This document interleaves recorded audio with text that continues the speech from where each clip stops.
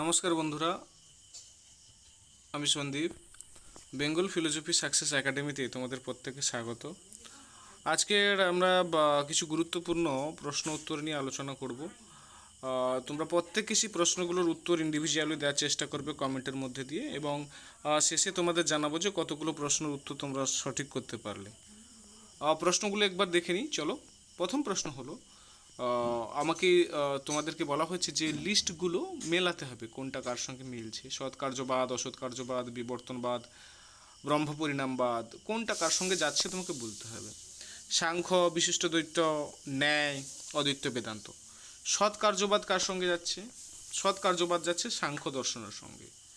অসৎকার্যবাদ কার সঙ্গে যাচ্ছে? অসৎকার্যবাদ যাচ্ছে ন্যায় দর্শনের সঙ্গে।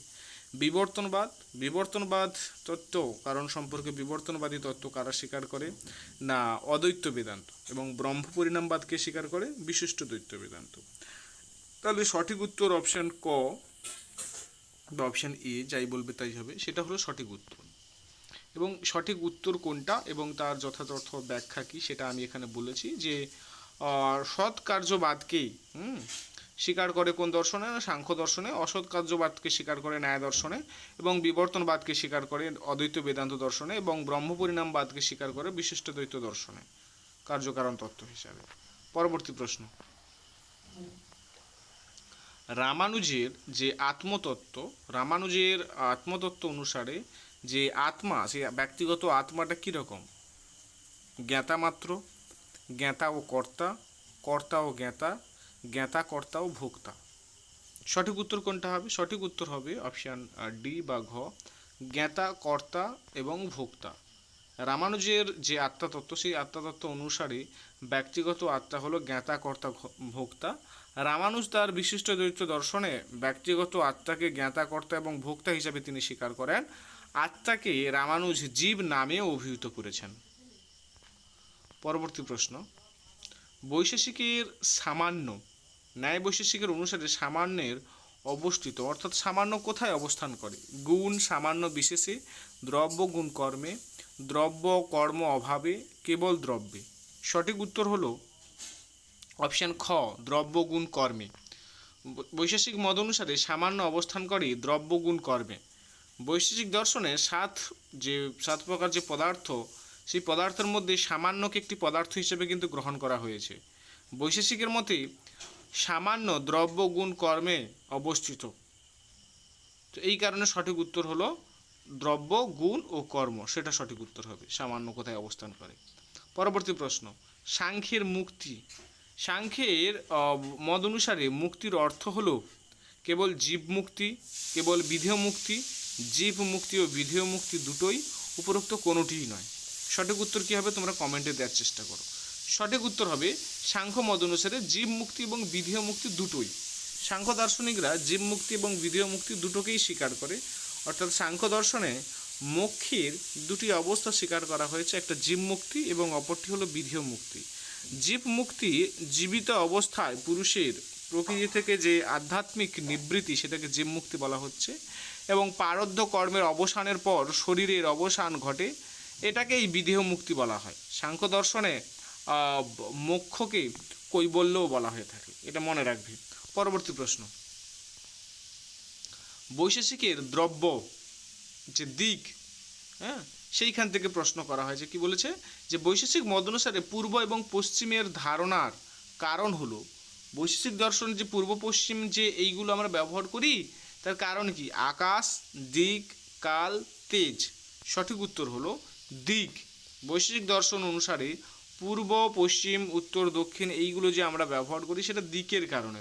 বৈশেষিক দর্শনে দিক ও কালকে দ্রব্য হিসেবে স্বীকার করা হয়। দিক সহ অস্তিত্বের ধারণা প্রকাশ করে, এবং পূর্ব, পশ্চিম, উত্তর, দক্ষিণ প্রভৃতি দিকের জ্ঞান দিকের মাধ্যমেই হয়ে থাকে। দিক নিত্য এবং সর্বব্যাপী। তাহলে পূর্ব, পশ্চিম, উত্তর, দক্ষিণ এইগুলো হয় দিকের কারণে। পরবর্তী প্রশ্ন, চার্বাকের পদার্থ তত্ত্ব, সেখান থেকে প্রশ্ন করা হয়েছে কি না, চার্বাক অনুসারে জল এর কারণে, জল ড্যাশের কারণে নিচের দিকে গড়িয়ে যায়। চার্বাক অনুসারে জল কার কারণে নিচের দিকে গড়িয়ে পড়ে? স্বভাবের কারণে, দ্রব্যতত্ত্ব, গুরুত্ব, তরলতা। সঠিক উত্তর হলো স্বভাবের কারণে চার্বাক মত অনুসারে জল নিচের দিকে গড়িয়ে পড়ে। তাহলে চার্বাক দর্শন হচ্ছে ভৌতবাদী দর্শন। তাদের মতে জগতের বস্তুসমূহ তাদের নিজস্ব স্বভাব অনুসারে ক্রিয়া করে, সুতরাং জল নিজের স্বভাবের কারণে নিচের দিকে প্রভাবিত হয়। পরবর্তী প্রশ্ন, রামানুজ অনুসারে অপৃথকী সিদ্ধির সম্পর্কটা কি? রামানুজ তার দর্শনে যে অপৃথকী সিদ্ধি সম্পর্কের কথা বলেন সেটা কার মধ্যে? মায়া ও জীবের সঙ্গে, মায়া ও জগতের সঙ্গে, ব্রহ্ম জীব এবং জগতের সঙ্গে, মায়া জীব এবং জগতের সঙ্গে। সঠিক উত্তর হলো ব্রহ্ম ও জীব এবং জগতের সঙ্গে, ব্রহ্ম জীব ও জগতের সঙ্গে। তাহলে রামানুজ এই ব্রহ্মের সঙ্গে জীব জগতের অপৃথকী সিদ্ধি সম্পর্কের কথা তিনি বলেছেন, অর্থাৎ ঈশ্বর জীব এবং জগৎ সম্পর্কে এমন যে তাদের সম্পূর্ণ পৃথক অস্তিত্ব স্বীকার করা যায় না, তারা হচ্ছে একে অপরের সঙ্গে সম্পর্কযুক্ত, মানে জীব জগৎ এবং ঈশ্বর এরা একে অপরের সঙ্গে সম্পর্কযুক্ত, সেটাকে আলাদা করা যায় না। অপৃথকী সিদ্ধি সম্পর্কের কথা কে বলেছে? না, রামানুজ। পরবর্তী প্রশ্ন, মানুষের মধ্যে গোত্রের অভাব কোন প্রকার অভাব?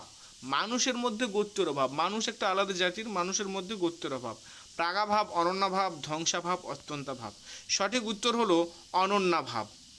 মানুষের মধ্যে যে গোত্রের অভাব সেটা হচ্ছে অনন্যাভাব। অনন্যাভাব অনুসারে দুটি বস্তুর মধ্যে পারস্পরিক অভাবকে বোঝায়। এর অর্থ হলো দুটি বস্তু পরস্পর থেকে ভিন্ন এবং একটির মধ্যে অন্যটির অস্তিত্ব থাকতে পারে না। মানুষের মধ্যে গোত্রের অভাব, এই ধরনের অভাব হচ্ছে অনন্যাভাব। পরবর্তী প্রশ্ন, ন্যায়ের প্রত্যক্ষ প্রমাণ থেকে বলছে কোনটি সঠিক সুমিলিত নয়, কোনটা সঠিকভাবে মিলছে না সেটা আমাকে বলতে হবে। কোনটা সঠিকভাবে মিলছে না? হ্যাঁ, কোনটা সঠিকভাবে মিলছে না? অন্যয় ব্যতিরেক পূর্বদর্শন, হ্যাঁ, তারপরে বলছে অন্যয় ব্যতিরেক উপাধি নিরাশ, তারপর বলছে উপাধি নিরাশ তর্ক সামান্য লক্ষণ প্রত্যক্ষ, তারপর বলছে তর্ক সামান্য লক্ষণ প্রত্যক্ষ আপ্তবাক্য। সঠিক উত্তর হবে তর্ক সামান্য লক্ষণ আপ্তবাক্য। এইটা সম্পূর্ণ আলাদা, আপ্তবাক্যটা থাকার কারণে এটা সম্পূর্ণ আলাদা, এটা শব্দ প্রমাণের মধ্যে চলে আসছে। তাহলে দেখো সঠিক উত্তর কি? তর্ক সামান্য লক্ষণ প্রত্যক্ষ এবং আপ্তবাক্য। তাহলে অন্যয় ব্যতিরেক পূর্বদর্শন, উপাধি নিরাশ, পূর্বদর্শন হচ্ছে ব্যভিচার অগ্রহ, তর্ক সামান্য লক্ষণ প্রত্যক্ষ ইত্যাদি কি অনুমান প্রমাণের সঙ্গে সম্পর্কযুক্ত। অপরদিকে আপ্তবাক্যটা হচ্ছে শব্দ প্রমাণের সঙ্গে সম্পর্কিত হওয়ার জন্য এইটাই হচ্ছে সঠিক উত্তর হবে। আমাকে খুঁজতে বলেছিল কোনটি সঠিক সুমেলিত নয়, মানে সঠিক সম্পর্কের সাথে যুক্ত নয় সেটা। পরবর্তী প্রশ্ন, নিম্নলিখিত কোনটি সঠিক বা ক্রমকে প্রদর্শন করে? কোনটা সঠিক ক্রম তোমাকে বলতে হবে। বলছে তৃষ্ণা বেদনা ভব জাতি, বেদনা তৃষ্ণা উপাদান ভব, বেদনা তৃষ্ণা ভব উপাদান, তৃষ্ণা ভব উপাদান জাতি। সঠিক উত্তর কী হবে? যাদের ওই এটা মনে রয়েছে দ্বাদশ নিদান চক্রের সিকুয়েন্সটা, অবিদ্যা সংস্কার বিজ্ঞান, হ্যাঁ, সরায়তন স্পর্শ, বেদনা তৃষ্ণা উপাদান ভব জাতি জরা মরণ, এই সিকুয়েন্স যাদের মনে আছে তারা করতে পারবে। সঠিক উত্তর হলো অপশান খ, বেদনা তৃষ্ণা উপাদান ভব।